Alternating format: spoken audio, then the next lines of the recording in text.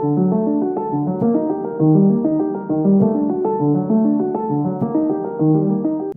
to the third episode of SORAPod. I'm Nayantara, and you will be hearing me and Sahil having an amazing discussion with Aimee Joyce, who is a senior lecturer at the Department of Social Anthropology at the University of St. Andrews in Scotland. Aimee is a social anthropologist working on history and conflict. Her work in Poland focused on borderlands, hauntology, neighborliness, and religious plurality. Her work in Ireland is focused on how conflict and post-conflict relationships are understood and explored through heritage sites. She is the chair of the Cost Action Tracks, which stands for Trace as a Research Agenda for Climate Change Technology Studies and Social Justice. You'll hear her talk about that later on in the episode, and guys, the work is so cool. So here it is. Enjoy. I have been at a very weird event this morning, so I'm now currently concerned I'm cursed.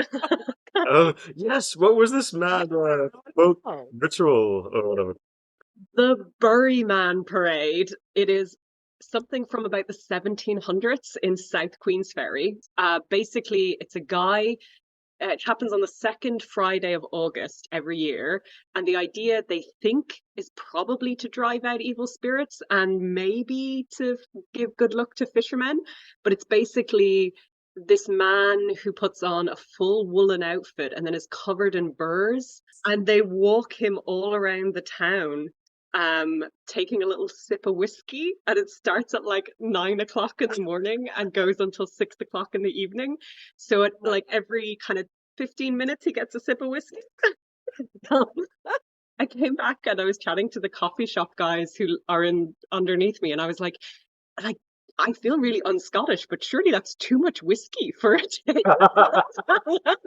Well, yeah. It reminds me a bit of, but it's like over there as well. So it's like kind of this mixed syncretic Hindu, Buddhist, sometimes Muslim possessions that happen in this temple. And like basically the guy has to get totally wasted in order to be medium.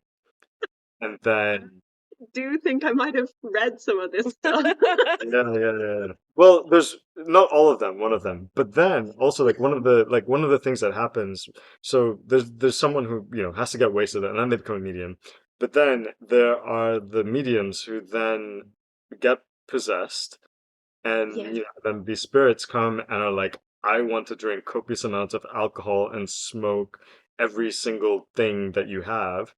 And so this guy, usually I think the man, he sits there and he just like drinks and smokes, and when he's not possessed, is absolutely fine.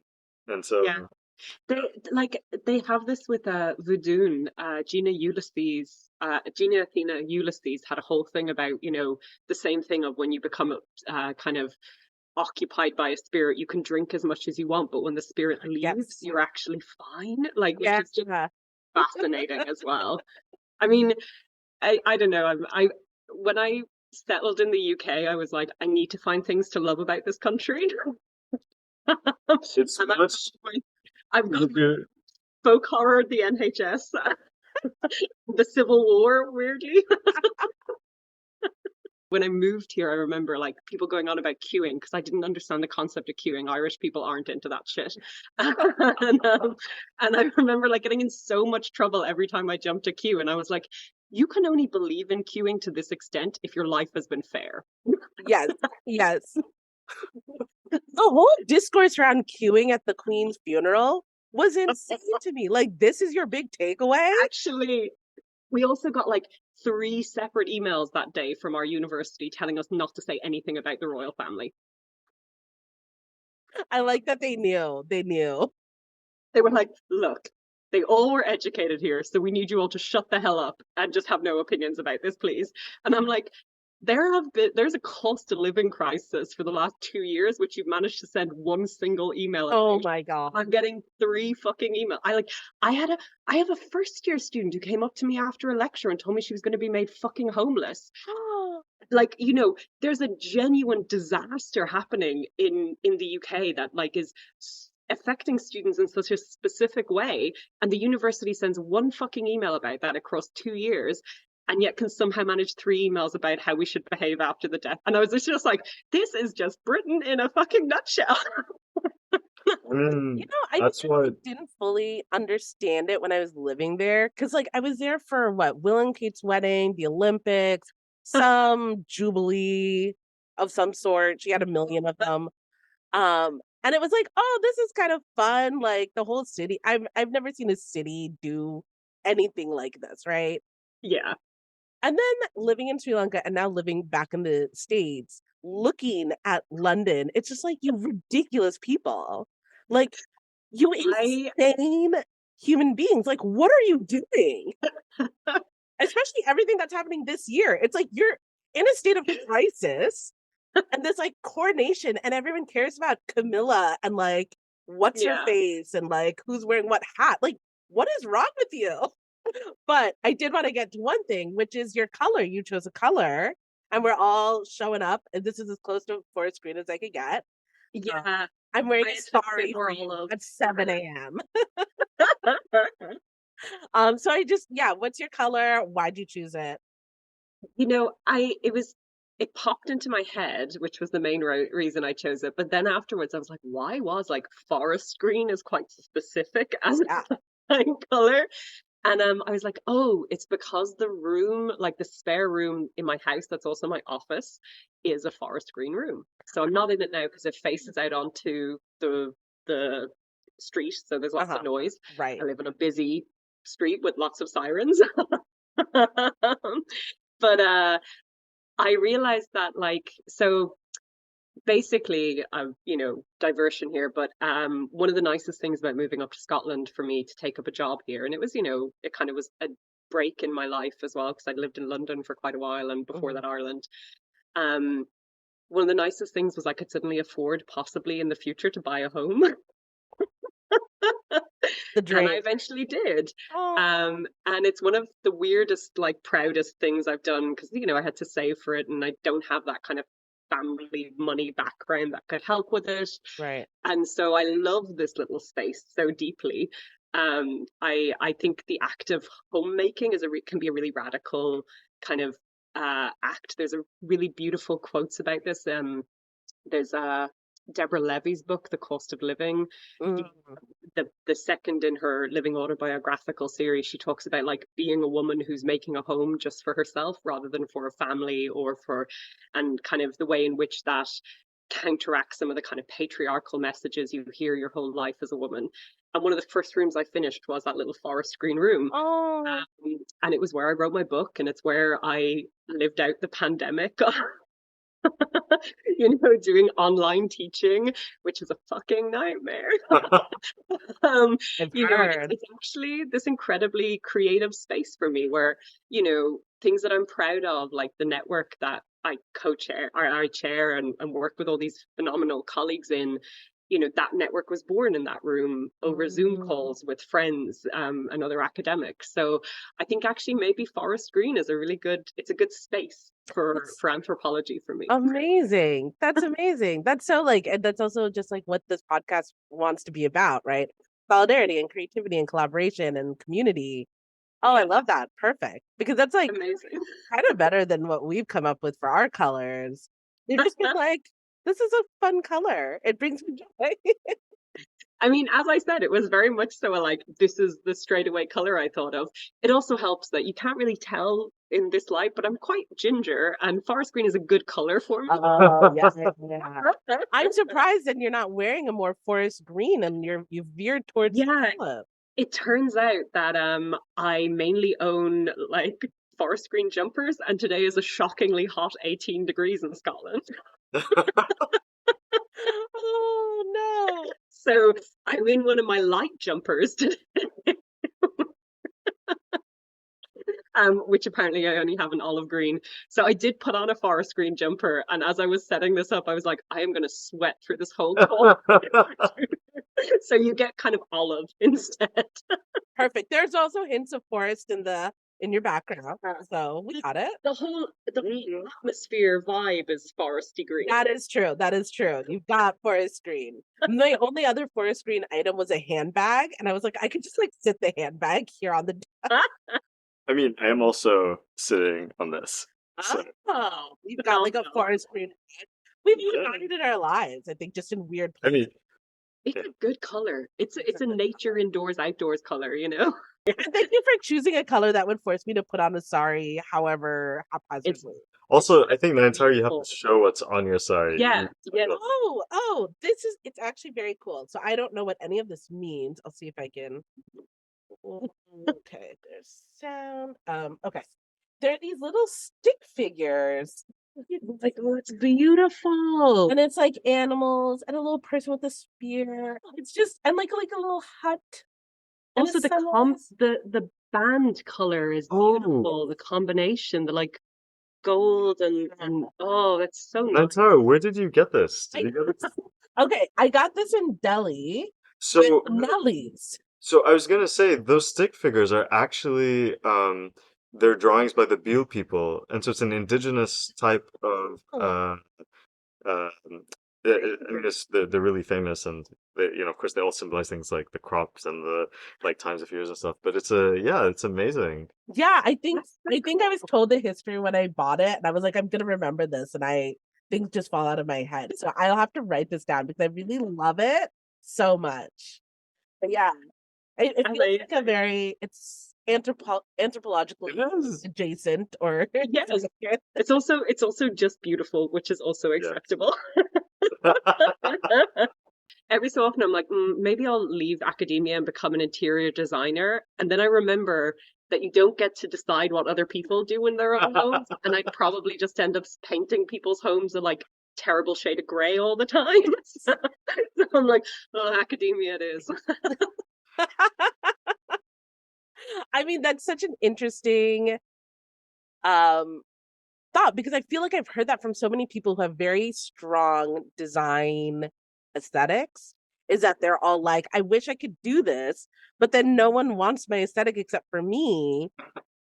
Like it's not a sellable thing. Unless I think actually, unless you like go into the luxury market, right? I was just about to say. Like you're like a designer, which is different.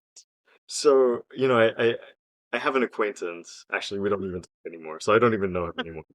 But he used to be a hairdresser who just wow. had very rich clients and somehow got into this job where he just became a shopping consultant for clothes Mm. and basically would have rich people who knew rich people whom he knew come to him and say, dress me, and he would take them shopping. And they would just wear whatever he would tell them to buy. So Sometimes think it's good that I don't make over a certain amount of money, because if I was very wealthy, I think I would be a terrible person. Me too, but I kind of want to be just to like experience like how terrible could I be? Like how horribly could I just like exist in the world? Because I feel like, okay, as a woman, as a minority woman in a space, you know, you're very conscious of like showing up in this way. And it's like, you just want to show up in the way that like white men get to show up everywhere. Just like bring my worst self. I mean, I think also like, so I actually, my whole my parents are both artists, and you know, two of my three brothers are artists, and myself and my sister are very sensible.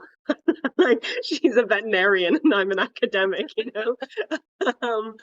And I think like because we grew up with that like, you know, kind of very arty background, I do think like a lot of it is just like I would love to live that lifestyle a little bit, but I'm just a little bit too kind of a little bit too much of a Marxist.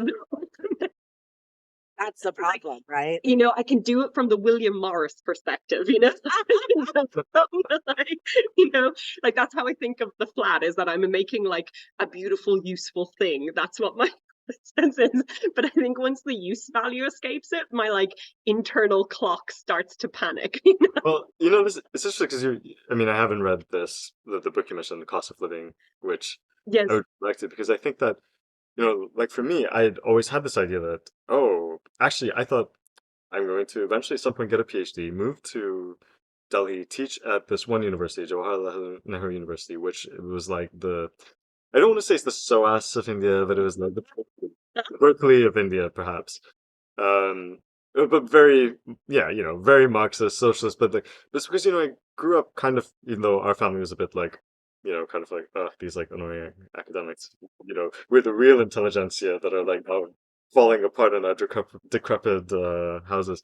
But like there was this idea that you could be an academic, have influence, but also like all these people they had like beautiful houses, Mhm. Made art, taught or led social movements, of course, like came Yeah. from different backgrounds at some point. Um, but it was a doable thing, and I think around the time I started at SOAS, I had friends who were teaching at JNU, and all of them were like, "I can't afford to live. I Mhm. cannot afford to rent." Mhm. The right wing student movement is taking over the university now. Like the whole university has been taken over. I don't know if you guys know, but last week, the government has taken over, and they're literally shutting down basically the history library that houses a lot of like documentation and all kinds of stuff. So it's yeah. Horrible. I guess we won't start talking about India, but it's No, interesting that's you mentioned kind of like being an academic and being sensible. And like I don't know if it was recorded, but I kind of wanted to ask you about, you said you had the student come to you recently who was like, Mhm. I'm literally going to be made homeless. Yeah. And I had a similar thing with my supervisor who said, well, that's not my problem. I would really love to hear how you No. dealt with that and what your response was and what, Yeah. what kind of situation that puts you in. yeah, like how do you feel being in that position, right? Because you do, like, in one sense, you kind of have power in Mhm. this situation compared to a student, but, like, you genuinely don't have any power in Exactly. the institution. I mean, so I think there's like two factors to this answer. The first is like what you were saying about kind of this transforming position of academia as a career in the world. And I have a really close friend who's a civil service servant.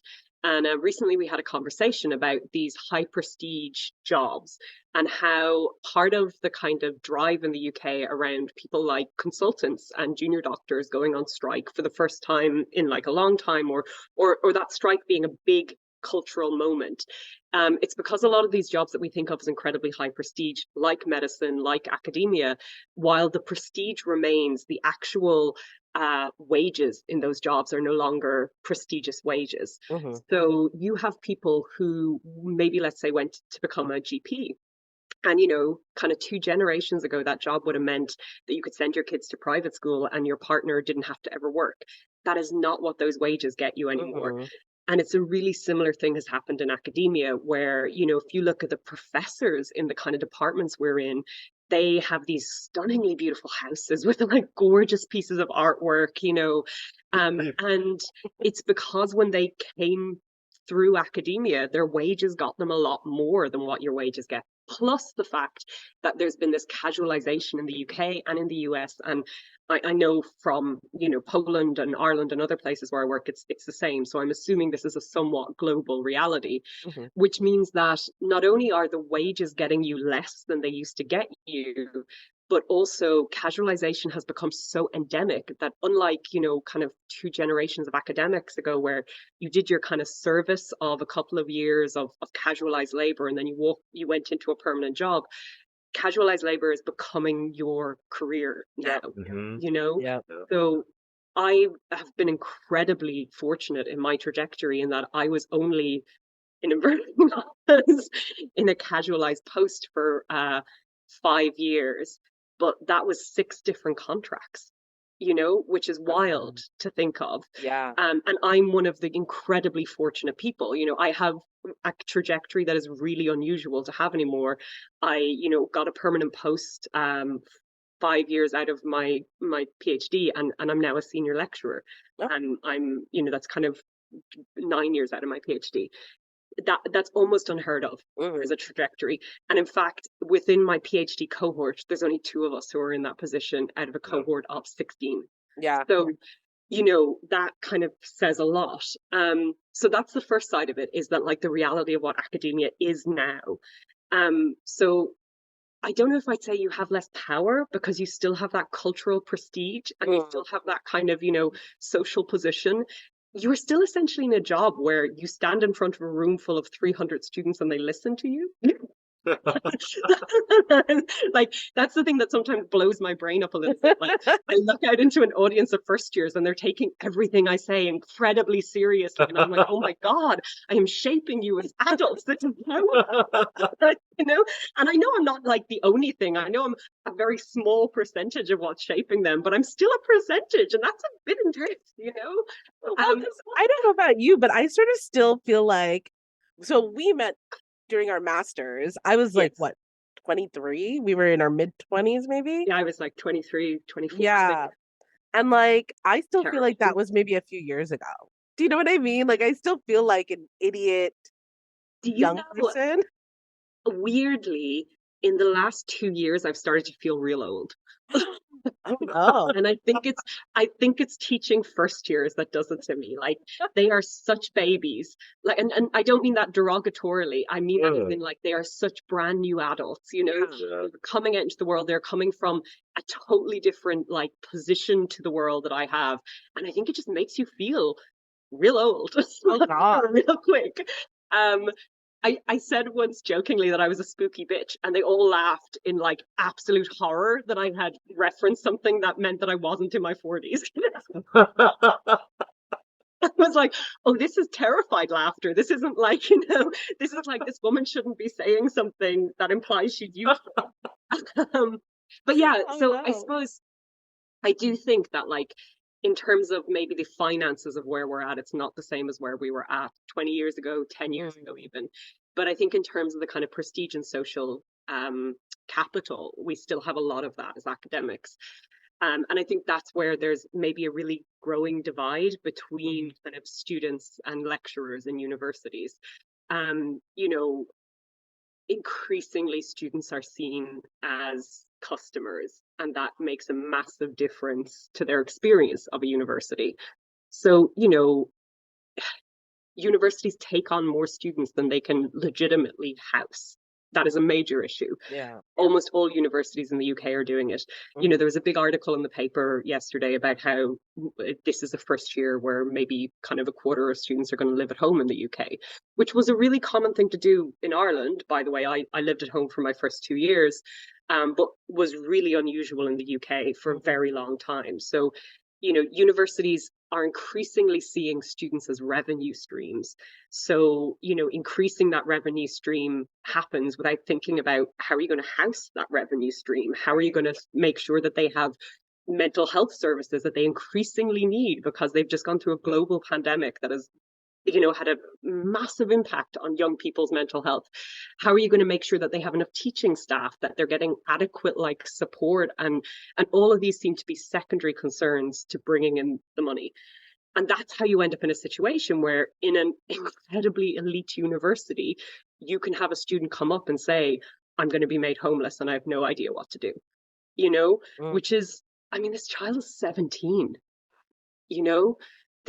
this is a horrific, like, it's a concern they shouldn't have in the kind of university they're in, given the cost of being in that university, given the kind of financial background of that university. You should not have a 17-year-old child coming up to a lecturer saying, I'm going to be made homeless. That shouldn't even be a concern.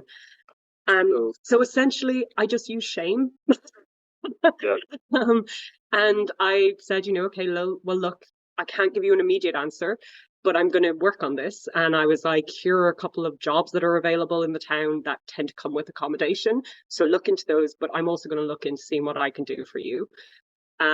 So I kind of emailed everyone in the department and was pretty much like, this is the thing that's happening. It's one of our students. Anybody have any leads on a place where they can stay even temporarily? And then I thought, I'm not just going to do that. And I emailed a dean. Like, amazing. For you, yeah. Well, but saying like, this is an embarrassment to us. Yeah.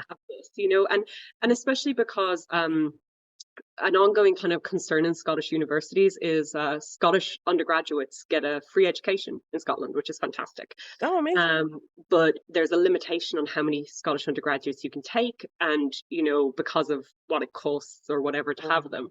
but it means that there's a situation where a lot of our Scottish undergraduates are actually from much more working class backgrounds than our other undergraduates. Because, I mean, one of the reasons I was able to go to university in Ireland was it was free undergraduate education at the time, so free undergraduate education massively increases the diversity of university students. Right. But this was a Scottish student, so it was very easy to say to this dean, like, we constantly talk about diversifying our intake. This is a student who's part of that diversity, and she doesn't have any, access to what she needs. And then I also contacted student services and was like, I want to put you in touch with this student. So, I mean, it resolved itself, but it resolved itself because I had an idea of how to access all those resources, and that student didn't. Right. Right. And it just kind of it was a real moment for me this year where I was like, oh, we are really fucking up, Yeah. I mean, also, sorry, like I know there are other things that you want to ask, but like, Yeah. I'd be interested in your perception maybe of like, is it? I'm trying to think of the right way to phrase this, but like the student came to you, right? What is the sort of emotional support load for other people in your department? Is it you guys work together as a team? Like, I'm gonna because give you a more kind of generic answer to this for reasons. oh wait, we also have a system where we bleep out names of things. So if you say anything and you decide to actually take that out, Okay. Yeah. Well, I'll give you my generic answer and then I'll reconsider it.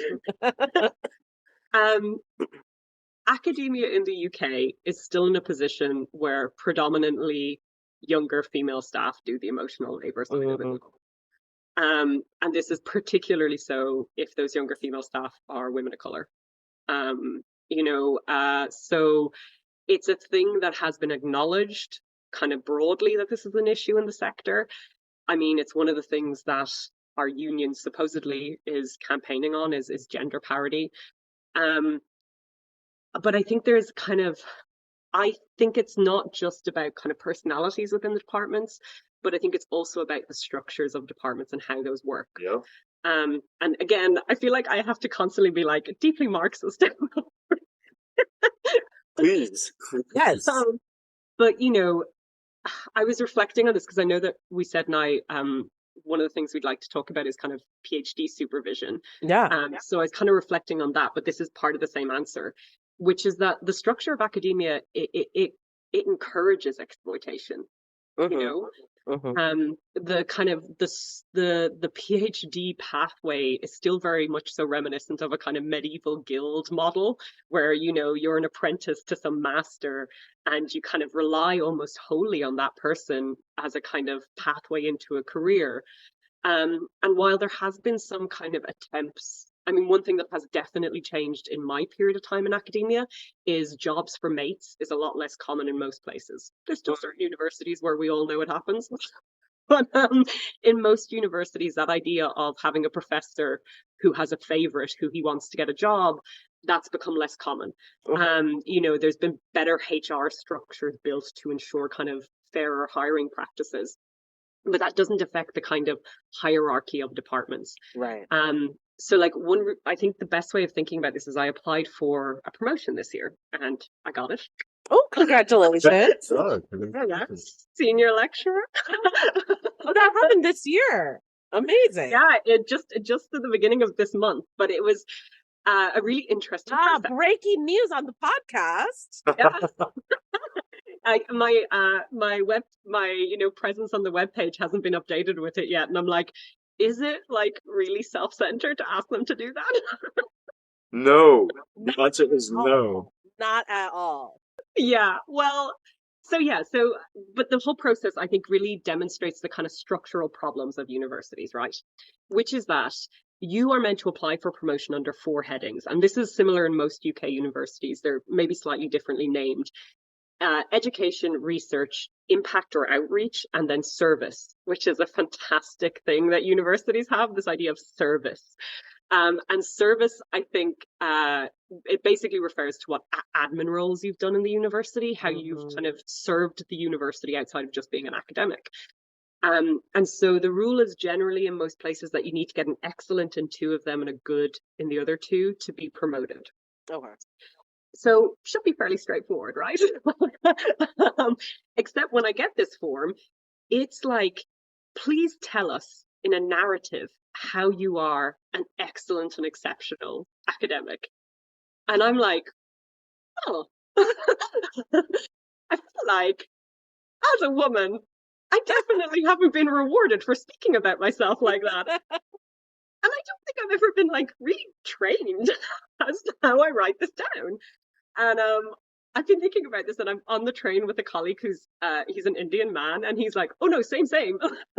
Like, you know, as a like academic of color in the UK, you know, that kind of talk normally gets you called arrogant or Yep. like, you know, so yeah, so it's, you know, it's a bit of a struggle, and I am incredibly fortunate in that I have 2 senior male colleagues who I go to them and I say, I'm finding this really hard, and they both say they'll read it for me and basically white manify my, like, you know, speak. Yeah. Which turns out to be really necessary, because I send it in and one of them sends it back and is like, at one point he circles something, is like, I'm not sure why you would write this down. It was some rant about like the deep inherent unfairness of universities to women. I was like, yeah, probably don't need to include that in my promotion document. So yeah, so they both write, you know, they both give me feedback. I rewrite the whole thing. I submit it to my head of school, who's, you know, we're a number of departments in a school. He's a white English dude. And the first thing he says when I come for my like appointment that you have to have with him, he's like, well, this is just an excellent application. Like, you know, you've done a really good job with this. And because I have no control over my mouth in certain circumstances, I go, thanks, I fucking hated it. As a white Englishman, he's kind of unused to this level of emotional honesty, I believe. So he's like, oh, right. And I was like, yeah, no, this is a really good example of how promotion favors white men. And he was like, oh, right. How? I'm like, well, you know, it's this way of writing about yourself that you're not rewarded for doing as a woman or as a person of color. You know, it's a way of writing about ourselves that we don't generally have. Like, I at no point have I ever written something about myself which is all about my amazing, excellent, brilliant novel work that, you know, is world leading and deserves. Also, you need to get 2 references, one of whom is an international world leading academic and the other of whom is a national world leading academic. And I'm like, who defines world leading? Because if it's a bunch of dudes in a room, most of my references. And also, by the way, that's not how I do academia. I do academia collaboratively. Most of the people who can talk to my work are people at the same stage of their careers as me, spread across Eastern Europe or Central Europe, because that's where I work. You know, I'm not going to be able to get a very famous North American academic to write me a piece, because I don't realistically want to work with people who are super, super big star names. I want to work collaboratively with people doing work that's, you know, work I'm interested in. So yeah, so, you know, he's kind of a little bit taken aback by this. And then I'm like, you know, I was told to apply last year and I didn't. And he was like, oh, why? And I was like, well, because my book had been delayed by COVID. So my book is like 2.5 years delayed because of the whole COVID stuff. Like, I finished writing it in 2020. It's coming out this September. Oh my gosh. Oh yeah. Yeah, it took like your book as well. It took like 18 months to get the references in, and then there was this like massive delay to copy editing because of there's like a shortage of copy editors, and then actually getting things on press is still on a like backlog from printing over the COVID period. So I was like, and I didn't do it because I didn't have my book. And he was like, well, you know, this is the thing a lot of female academics say, you know, a lot of male academics are really willing to just like take the risk, whereas women really like to get all their ducks in a row. And I'm like, that's because we don't get rewarded for taking the risk. Oh my God. And it's this kind of thing where you're like, this structure doesn't even recognize its problems. Yeah. You know? Well, it can't, right? Like, because if it does, it'll cease to exist. There was a very, very interesting discussion about kind of that question of, representation and decolonizing and what that means in anthropology.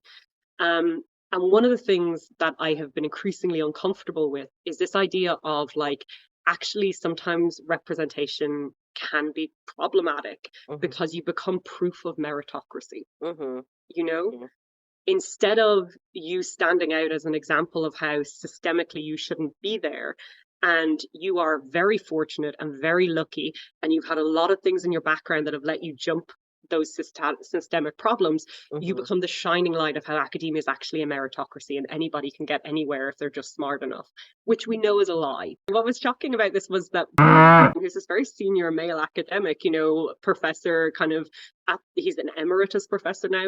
He came up to me afterwards and he was like, you know what, thank you for saying that. That articulates something I've really also been struggling with recently, which is that, like, I am like demonstration of how class doesn't matter in the UK when it absolutely does matter, you know.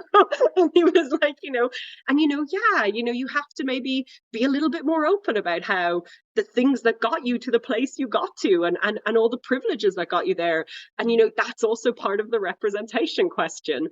But I think it's like one of those kind of shocking moments for a lot of people where there is a kind of bubbling, I would say, discomfort amongst a lot of academics who maybe don't come from a traditional background, but it's really hard to articulate that discomfort as anything other than a kind of personal anxiety, when in fact I think it's a really honest response to being made emblematic of a kind of ideology that you disagree with, so becoming like an emblem of this notion of meritocracy when that's not true, and how often you end up having to silence your kind of annoyance with that idea because there's no space for it within the structures we're part of, No, I mean, I think.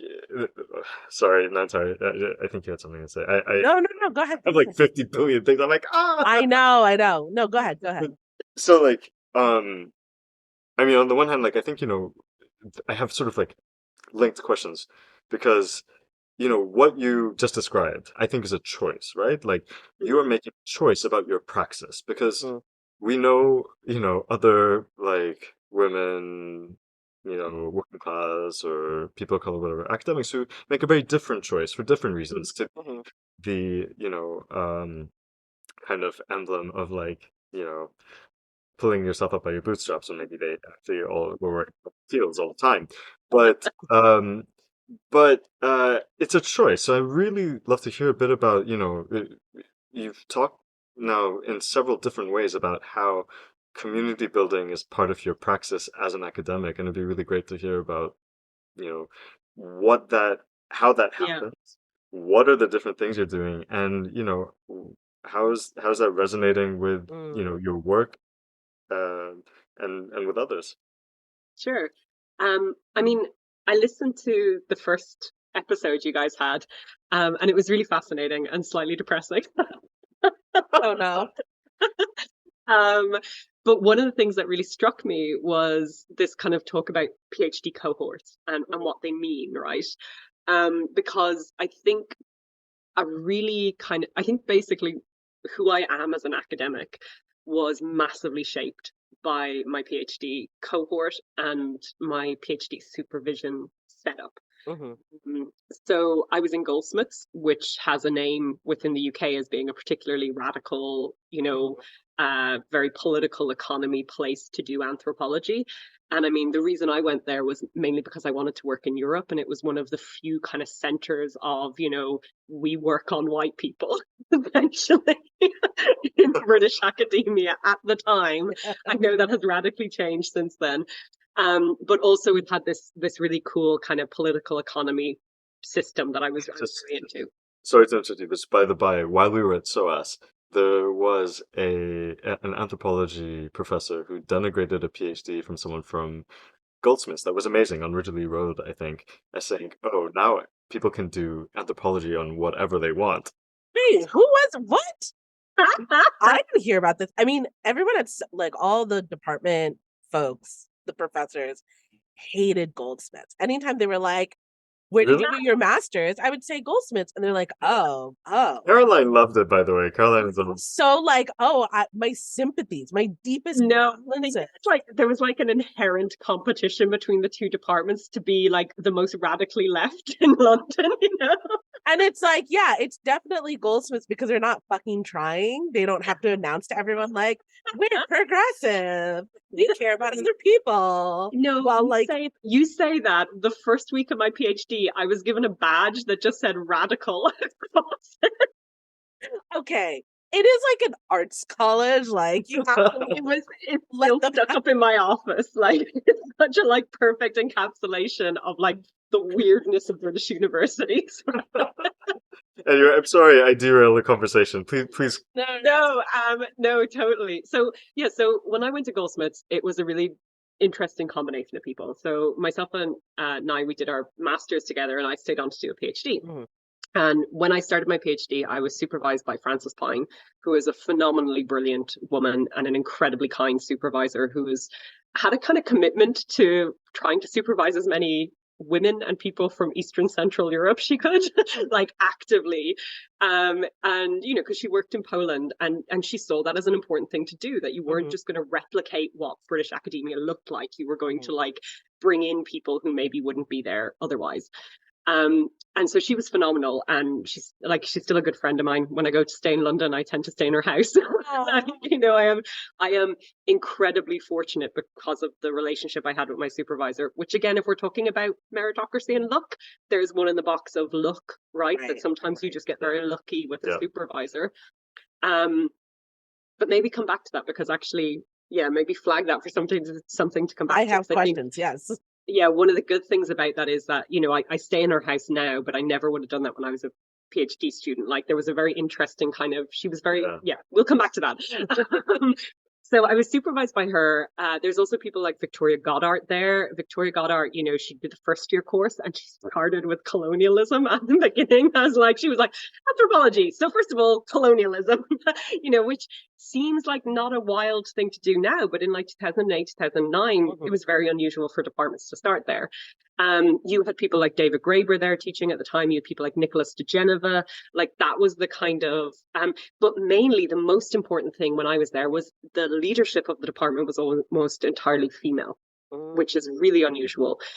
And that did change over time. But then on top of that, my PhD cohort was almost entirely female. So we had this real kind of weirdly matriarchal setup in the department where, like, you know, as you were working on like in the room, there'd be like children there because people were bringing their kids in with them, and that was totally acceptable. And that meant that academic staff would bring their kids in with them. And, you know, there was a very particular atmosphere in the department where it was both rigorously intellectual and also incredibly inclusive of the idea that you have a life outside of that intellectual rigor. Which I think now I recognize as an incredibly rare experience. I've never heard that. You know, myself and one of my best friends and collaborators, Magda Buchik, who's in Berlin now, we were talking about this recently. We were like, it really was a little bit of a golden star thing, right? Like, you know, we didn't take it seriously at the time, but the fact that like it was this incredibly incredibly like disparate group of people in terms of where they'd come from, but like quite a lot, I think, kind of in terms of ethnicity and race, not so much, because that's an ongoing issue in anthropology, right?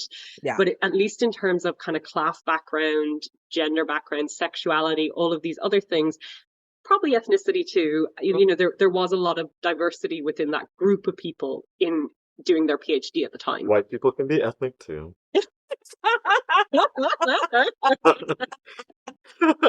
Sorry. Somebody who has to teach ethnicity, race, and citizenship to third years. This is a very like painful.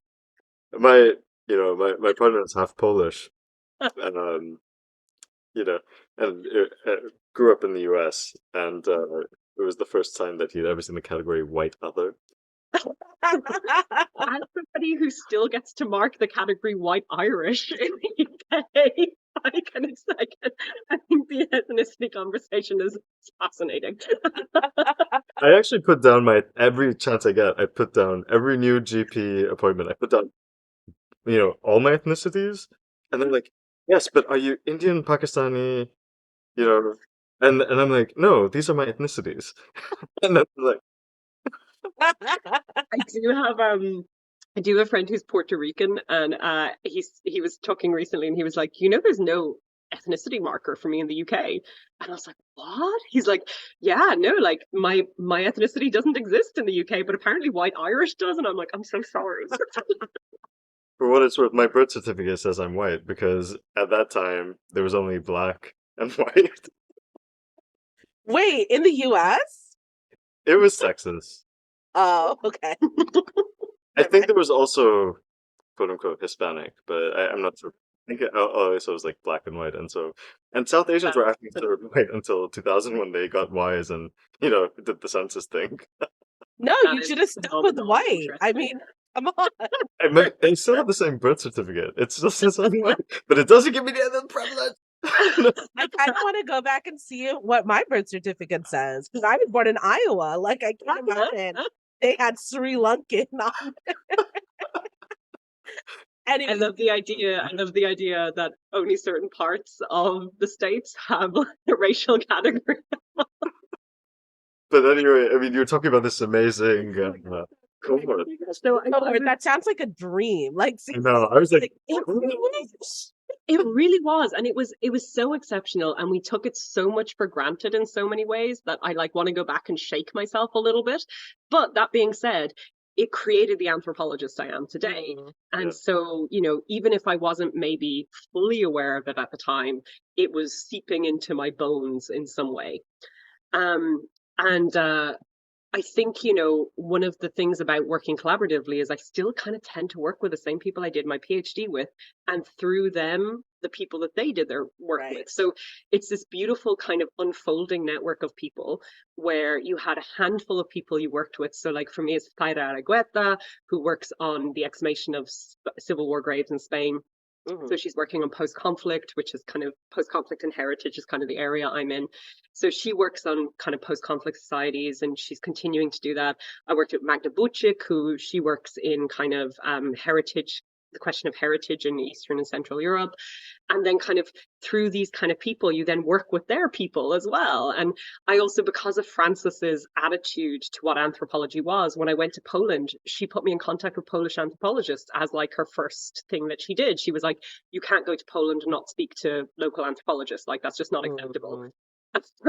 Which again seemed so normal and yet was a really unusual position. I remember having a conversation with Agnieszka Kosienska, who's one of my good colleagues and friends there, and she was like, yeah, no, she's like, we still get people coming from the States who basically like, we know they're out working in the same places we work in and they just don't talk to us.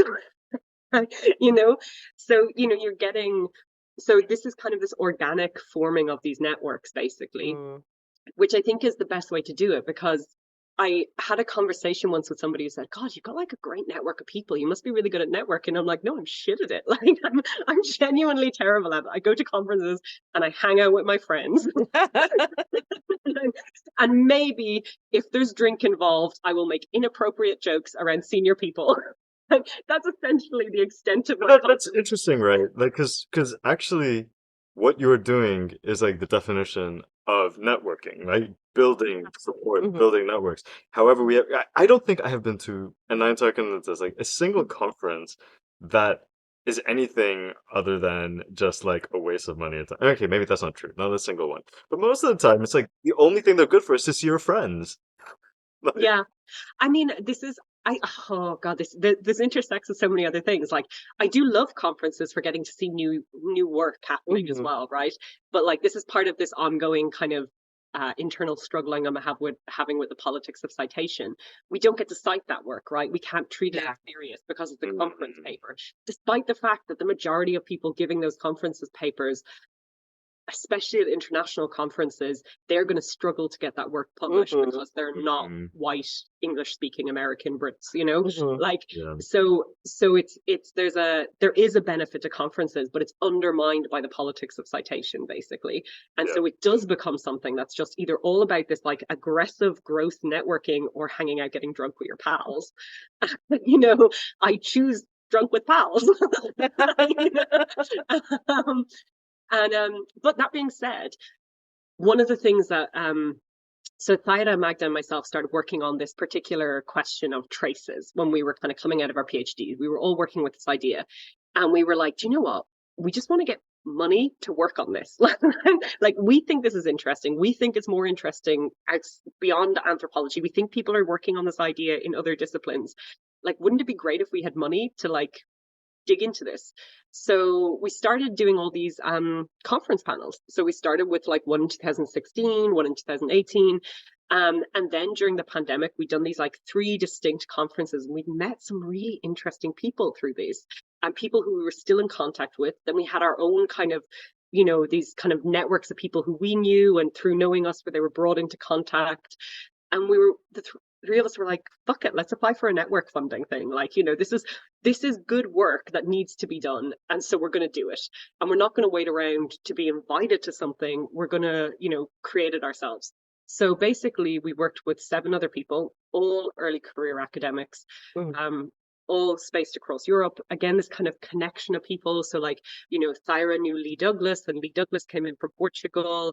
Magda knew Tina Palis, and Tina Palis came in from, you know, Saigun came in from Turkey via kind of work he was doing in Poland that I was familiar with. Like, so all these kind of, you know, people who we had in this broad thing, and we ended up with 9 of us putting together this network application for this big chunk of money that the EU gives. It's like 500,000 over 4 years, which for a network is like and basically they're giving it to you to hold meetings and produce like stuff out of those meetings. So it's a really very clear network grant, and we put it together, and we're slightly strategic about it. So we went and we looked up, you know, the networks that were out there. We worked out that most of them had this thing called an MOU online, a memorandum of organization or understanding.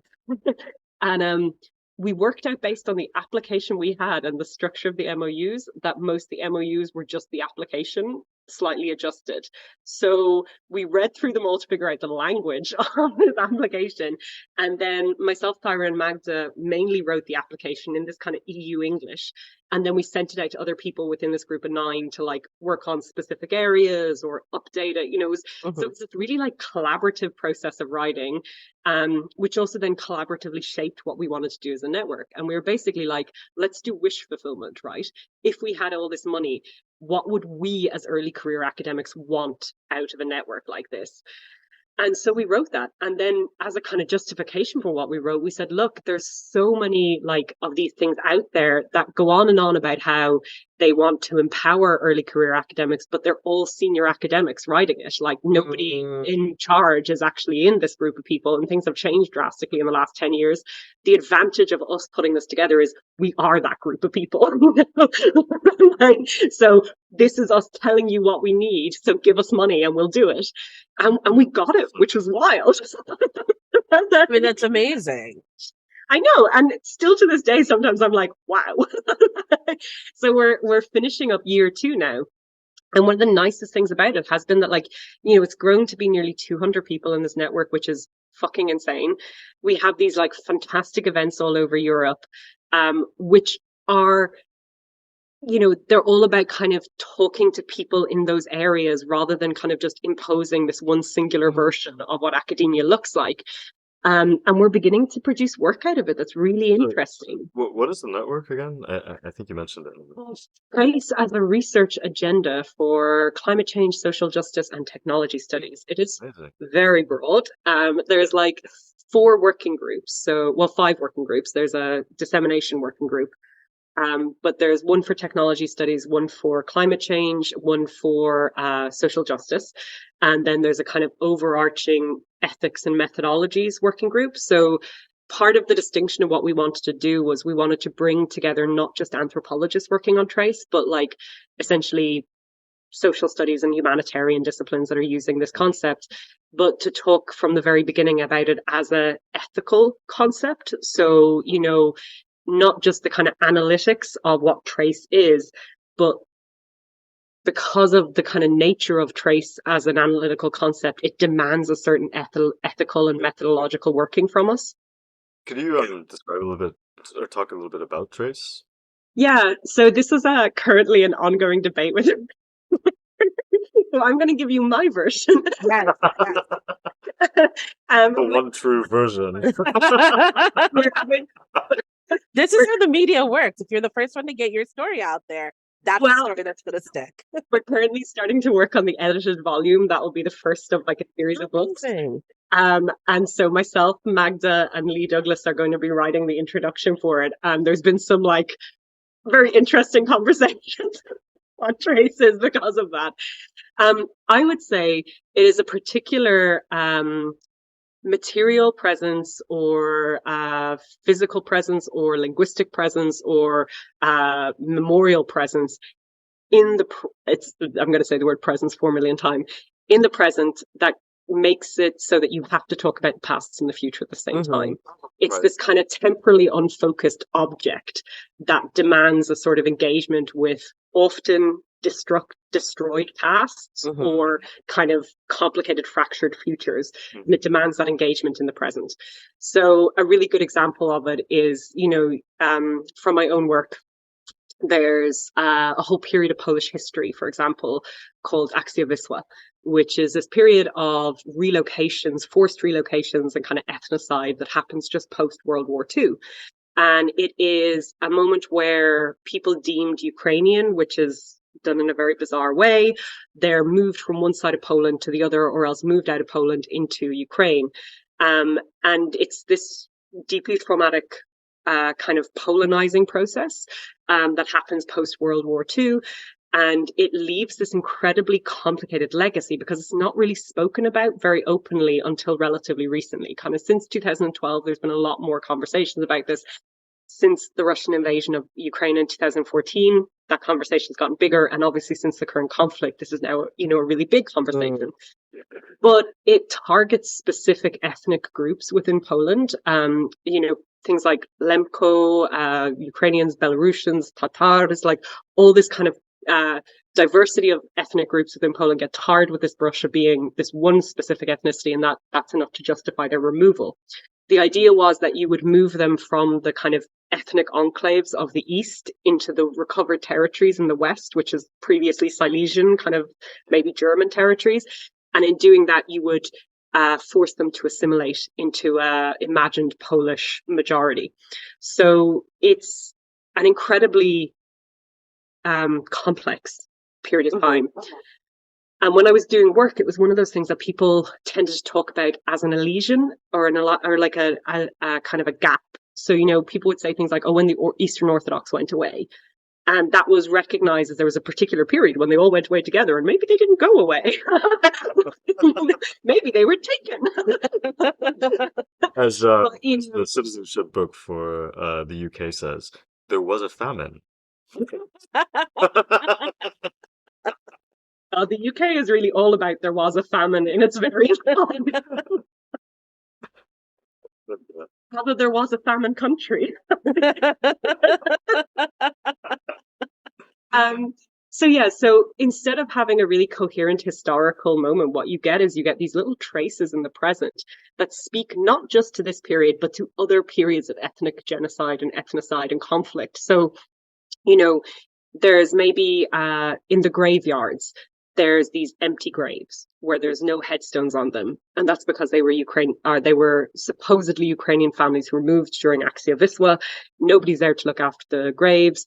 The grave markers were generally iron. Iron was an incredibly rare resource, so people were taking these markers to kind of survive.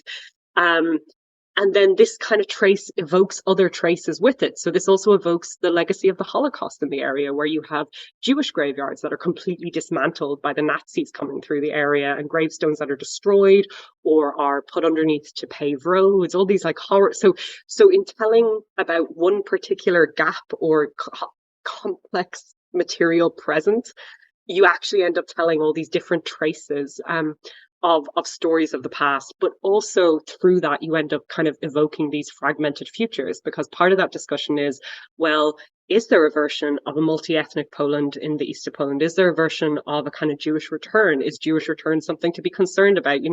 So these are essentially temporally dislocated phenomenon that occur in the present and almost like ghosts. I often think of them as quite spectral. Mhm. They kind of force us to engage with these kind of absences that shape our lives. So within the work that the network is doing, you've got people like myself and Magda who maybe work in more heritage and material cultures stuff, like that's Mhm. what we're interested in. But then you have a fantastic, actually, he's a historian from Portugal, a guy called Victor Barros, who's working on Afro-descendant Portuguese historian. Like he's basically writing a history of this particular magazine from the Oh 1920s, wow. which is this like amazing magazine written by some really important Afro-descendant thinkers in Portugal that kind of got lost in the Mhm. history of Right. Portugal.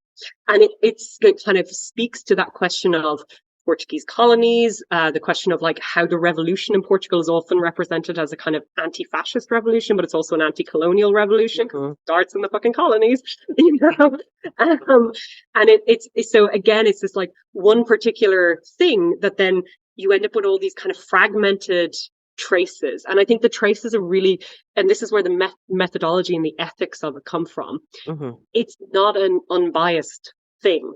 It tells multiple stories, Mhm. and what story you choose to trace is very much so an ethical decision. So the methodology it demands is a methodology that has to be premised on a really clear ethical engagement with what you're doing. You can't do it without starting from the ethics, and that's what Mhm. makes it really interesting for academics, because I think there's this problem right now, where as we become more aware of things like the colonial pasts of all of our disciplines, there's a kind of fatigue creeping in when people Mhm. talk about ethical working. Um, and what I like about the trace is it says ethics isn't something separate to the work we do. Ethics is at the very core of our methods.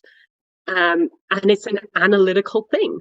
Yeah. You know, it's Yeah. it's valid to have it as an analytical perspective. 100%. Yeah. Yeah. Yeah. And I think like, sort of going back to when we were all doing the PhD, it feels like in your utopian cohort, maybe you didn't feel this as much, but like I feel like we were at this like precipice where people were about to start engaging with these ideas of who we are as researchers. But like I was still told I was a native anthropologist, like we were still at that. Aimee is I covering am. her face and laughing. I mean, yeah. It was truly shameful because I feel like if I went into an anthropology department today and was like, I'm a native anthropologist, they'd be like, oh, that's like You know, derogatory. Do you know what I'm gonna I mean, say I wish that was true, but unfortunately, the concept of native anthropologist hasn't disappeared. I mean? No. it's No. How? In 2023, we have the internet. Like, who is using this terminology? God, I remember it in one of our research. What were they called, Nantara? The ones that we did with Peep Peep. The seminars or Methods, the methods? research methods seminars. Maureen and I brought this up actually because we were having this discussion about like, oh, like who are you in the field, your positionality, and Like, that was never actually a discourse. Like, I feel like it was like, we have no, to no. So this consider was the it, thing, but right? We had to. we have to examine it. Well, exactly. So like we were made to Mhm. read some article. I don't remember what it was. And I remember it was like I remember thinking, okay, this is quite facile. It's not incorrect, but it's very much like about like I'm coming from a university as a man and I have these privileges, which is very good. That's wonderful. But like Maureen and I were like, look, when we go into the field, we are different. We yeah, are queer. We are, or maybe not even like something beyond. And we started to talk about like what you know the fact that our being there asking questions is already affecting the Mm. situation. So how do we decide how to present? How do and it was immediately shut down as like, well, there was objectivity. yeah. Yeah. Oh It my was God. I remember having these conversations in the space because I feel like the more like visibly different folks in that cohort, so like you, me, Who else? There were a couple of other like Southeast Asian folks as well. Just to be like women. Well, not even the women, right? Not Okay. all women. I was going to say, not in my cohort. We were a majority. No, we had so our Actually, I think we was might have also also had a majority majority women. What I'm saying is like not the white people did not have to deal with this, but like who are you both in the field and in the institution was like a question that I was asked all the time. Mhm. And like I had such a problem with that. And I remember asking Paru, I remember talking about this with you guys. It's like all of these white people who are so interested in brown and black folks, like, why are we not asking them what makes you so interested? Why are you going to these places and asking people like weird questions? And like a lot of them had inappropriate relationships with people in their field sites. Do you know what I mean? Where it was just like, this feels weird. Your like desire to go to these places and do the things that you're doing feels weird, and we're not questioning it. You're coming back with all these like funny stories about like hookups or this or that or whatever, and that feels awkward to me. And like I don't understand how this is not part of an ethical conversation when I have to talk ad nauseum about what it means to be a Sri Lankan American talking to Sri Lankans in the UK. Yeah. Tressie, she's a sociologist called Tressie Macmillan Cottom. She's based in the US, but she's she's a Black woman. She's a MacArthur Genius Grant person. You know, really fantastic work. Wrote a really, really good book on like education called Lower Ed, which is really worth reading. But she has this phrase where she says that she actually she's I think a correspondent for the New Yorker now, and she wrote this article which was about like how her success is always limited by how well other people can imagine the possibility of her in her field site. Yeah. And it's something that I know from colleagues who aren't white. Like I've seen, you know, people like Vindia tweet that that like it's such a that like there's this kind of and then, like that is the thing. There is still an imagination of what an academic is supposed to look like and what an anthropologist is supposed to look like. Yeah. And so much of your success is going to be dictated by how people fit you into their imagination. And that is ridiculous. So that's still a kind of, and it shows up in spaces like this, right? That, you know, actually, yeah, that question of why are you here is important for anyone who's going to do field work anywhere. For sure. And yet it's only asked of people who are seen to be like non-normative and therefore they need to justify you know their space here. It also shapes the way people talk to you, right? And that's something I think is also not talked about, is that like, you know, it was assumed that I'm going into this field site and I should be able to have access to all these things, and you're like, well, actually, like, you know, people also but yeah, absolutely, that you were talking about, that to me that's really interesting. I mean, I could talk about ethics and things over it. I work now, you know, for better or worse, in like, you know, public international health anthropology, right? And you have to go through all kinds of ethical things. So I'm just like, but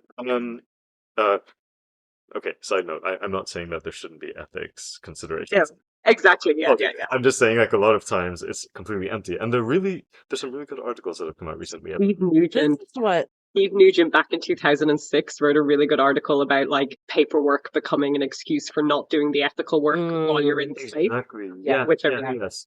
Yeah. And I'm slowly like trying to gather people within the WHO to say, let's have a rethink. But you know, it's a big institution. But what I was going to ask was, like, you know, you raised this amazing point, which I wish like we had more time to talk about, around, you know, the sort of, you know, the ethics being inseparable and integral to the work that we do. One does. And could you talk a little bit about that with trace? Because you mentioned a little bit, right, that even the definition of trace is something that has its own traces, perhaps. Also, you know, has its own. You know, you're not all on the same page, yet you are still together and you're moving together. What is that experience like? How do you not understand? It fluctuates wildly between deeply, deeply satisfying and deeply, deeply frustrating. I come away. Yeah, I don't get to go to all the events because there's quite a lot of them, and we prioritize, you know, getting people who are going to benefit from them there. So I only go to a handful of events every year. And I generally come back from them with this like elated, floating feeling of like, this is how intellectual exchange is meant to work. You're meant to get into a room with a bunch of people who have a shared interest, but not a shared opinion. And like, you're meant to just chat. And when you finish that meeting, you all go out for a dinner and you chat there. And then you go for a drink and you chat there. And then you go back to bed and you're like, oh my God, my brain is wide awake and I can't stop thinking and I'm going to rewrite that thing and do this thing. And it's always productive, even if it's not productive in the way that you think it's going to be. So I have this like, I come back from these meetings and I'm like elated, and I have like, conversations with people about things that we're producing, and I'm elated, and I get this like, it's a euphoric feeling, right? Of being like, this is a version of academia that I love. This is a collaborative, to get like really bullshitty, like, Rancière has this idea. Amazing. Okay, keep going. This idea of dissensus, that it's not just about consensus. Actually, consensus can be incredibly, I'm making an awkward face here because I can't think. It can be incredibly foreclosing of opportunities. Like, I mean, I don't know about you guys, I was involved in anarchist politics back in the day. And oh boy, that's an example of how consensus sometimes works for some people, not everyone. So in fact, what Rancière said is like dissensus, this kind of productive disagreement, can be equally as like, it's a radical approach to thinking about doing things and making ideas and concepts and how they work. And I think that's the feeling I get from a lot of those things, is that I don't think everyone leaves those meetings or those events with a single shared opinion about what we're doing. But I think everyone leaves having their work enriched by that conversation and what happened. And I think ideally for me, that's what collaboration is. It's not everyone doing the same thing. It's everybody getting something from those collaborative interactions that so having that kind of shared, there has to be some shared conceptual groundwork, otherwise it's complete chaos. So this kind of idea that there's a kind of ethics inherent in trace, that's the shared consensus that we have. That's the conceptual groundwork that we're all working from. Where we go with that is radically different, and people use it in very different ways. But what it is it's an incredibly productive place to work from. And that's what collaborative work should be. I think there's been a kind of real hollowing out of collaboration, where it's seen as a bunch of people who think the same thing getting together and writing an article. That's not collaborative. Like, it is collaborative, right? You are working collaboratively, but it's not challenging. It's not doing something that we don't already do in academia, I mean, it's also, as I said, it's also incredibly frustrating, because also you're basically herding cats. And, last year in particular, I don't know how much I want to say about this, but there was an issue with, there's meant to be administrative support provided by the university, and the grant pays for that. And there's a real crisis right now. Actually, I will say this. There's a real crisis right now in universities where for years they have massively underpaid and undervalued their administrative staff, who tend to be predominantly female. And they can't hire at the moment, Wow. If you're a secretarial expert, if you're a financial administrative expert, there are places that are going to pay you better than a university and respect you more. So you're going to go to those places. So universities are in a real, like, they're finding it really tough to hire admin staff at the moment, not senior admin, like this is, general admin positions. And so last year there was a period of 6 months where I was left with no admin support, and I had to do all the administration of the grant myself. But I don't actually get any buyout for this grant, because my university don't get paid money to replace me. So I had to do it on top of my full-time job. And it was a real labor of love, because I hate admin. And I was doing, budgeting and communication stuff that I've just not been I've not been trained how to do. So I was having to pick it up on the job. There was administrators in the department who were doing overtime work to help me, because I'd asked, and they were kind women who didn't want me to have a breakdown. But there was no structural support for that. So that was pure chaos. That period, I think, was maybe the most difficult period, where I genuinely felt like maybe I couldn't hold it all together, and, was trying to convince somebody else to take over the chair of it, because all I was doing, I felt like I was just I was just doing administrative work. I I was this kind of low-level manager for an intellectual project I was really engaged by. And so that was, but it also was kind of maybe a good thing for me to experience on some level, because it did remind me that there's a certain chaos to this kind of collaboration, and therefore it can't happen without support. You can't expect somebody who has a full-time academic job to lead a kind of radically collaborative group of people without some sort of systemic support for that, because it requires so much administrative agility, capacity, and understanding that you won't be trained with that as an academic. So you need kind of somebody who is an expert in that to support it. And I mean, this is going to be a big problem for universities going forward, is they have so undervalued this particular cohort of staff that big grants are going to start collapsing because they can't be run without this level of expertise, administrative expertise, you know? But so I think working collaboratively for me, it's how I think about it has transformed over the years, particularly through running this network. And I think I've gotten to a place where I both see the deep frustrations and difficulties of it, and I understand why not everyone can do it. But I also think there's something really transformative about, you know, starting from a place of saying, okay, we have this vaguely shared concept that we all kind of start from, and now my work is going to be transformed by engaging with you, and we're probably going to write some stuff together and put some stuff together, but we're also going to carry this into our own individual working. And that's a kind of really good, I think, challenge to how we think of academia. Yeah. I mean, I guess my sort of follow-up question with all this, I mean, so many good points, but like, do you see this shift like that you're bringing from this network? Do you see that showing up in the institution, and is there space for that to show up? I would say not yet, not at the moment, but maybe in the future. Okay. That's incredibly hopeful. Yeah, that is very helpful. I'm not saying cynically, I'm saying no. That's like a very neutral statement. Sorry. I think if you look at the kind of people who are joining academic departments now, at least in anthropology, I can't speak to other disciplines, but within anthropology, there's a lot of us who don't like how we work and are looking for alternatives. And I think that as we become more established within our departments and we have more of a kind of say in how things are done, these kind of ways of working can be prioritized.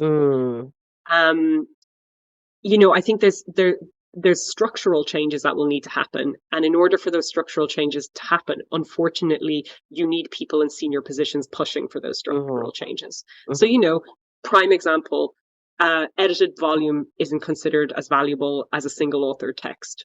There's no reason for that to be the case. The majority of people are going to read edited volumes and not single authored text. Like, you know, I know for a fact there will be maybe like 50 people who will really engage with my book, and then a bunch of students who will be forced to read it by my colleague.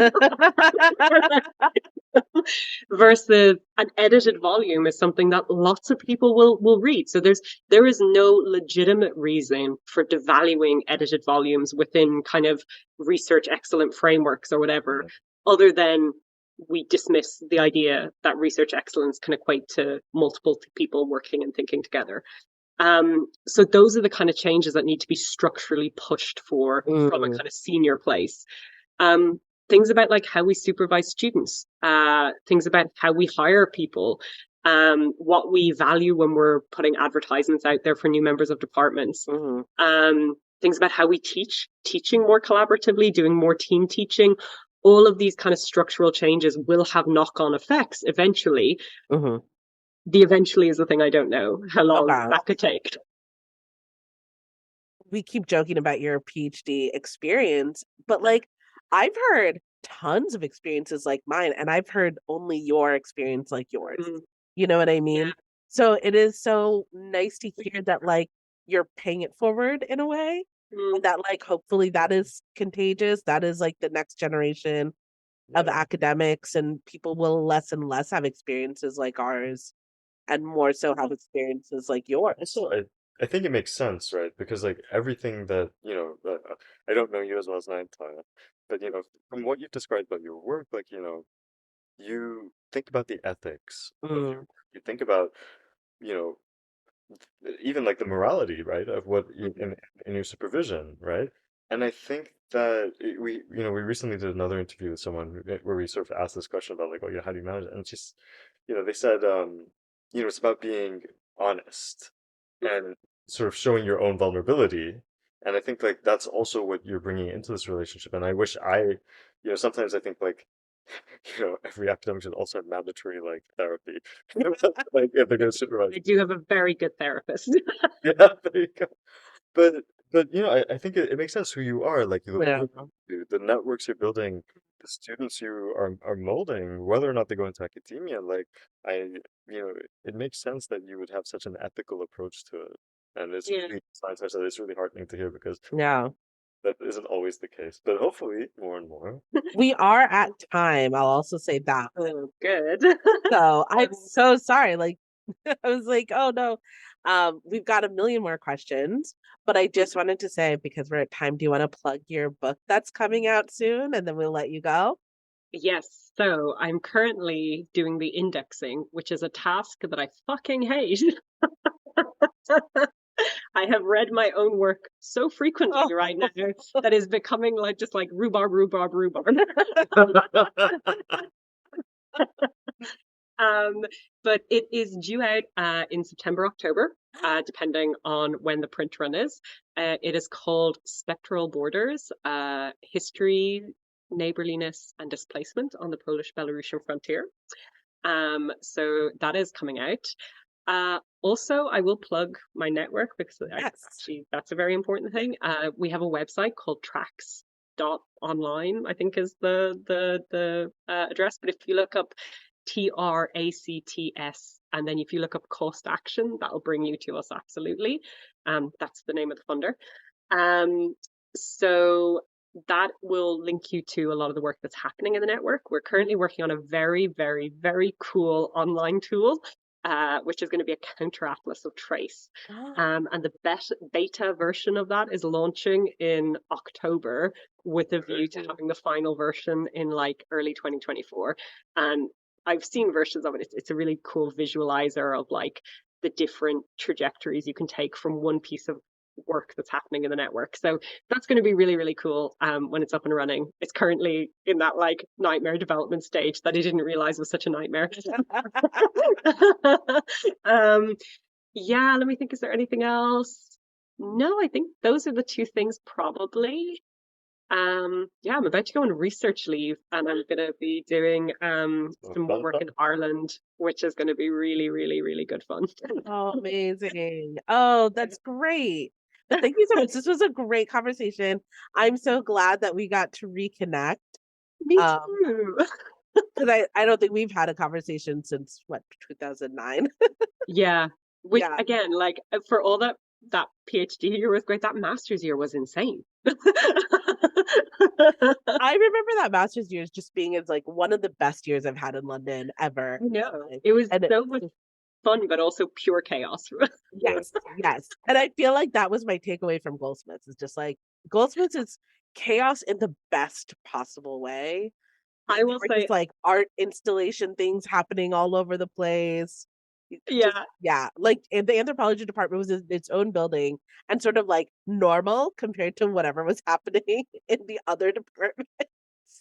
Yeah, I think like whatever, like I definitely think of my time in Goldsmiths as a time of like beautiful, productive chaos. Yes. And I'm hopefully not cursed. Fingers crossed. I don't know. That's what I'm Well, I'm also hoping that curses do not travel via Zoom because I don't want to be cursed either. You don't know. Yeah, We don't know. I did take some burrs home with me, which is 100% the start of every horror movie ever. Oh no. Oh no. Wait, are you sure that was your doorbell? Like, I'm also a white lady, so like, what I'm What's the problem? Yes. Wait, are the Irish actually white though? Yeah, in the horror ecosystem. You guys always do the stupid shit. Why'd you take the birds? And I'm renovating a house. I am like every horror. So yeah, if I get You know that you're not the one who's gonna get killed. oh no, yeah, it'll be my elderly neighbors downstairs or something. That's how this works. Oh my god. My comedy sidekick.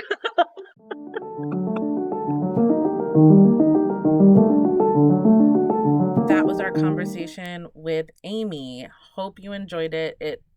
We obviously did, from all of the laughing, as you can tell.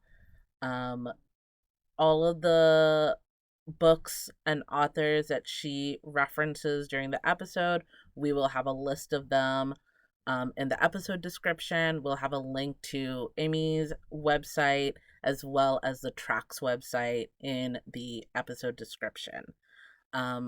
If you want to get in touch with us, check out our website at www.sorapod.com or send us an email, hello@sorapod.com. See you next time.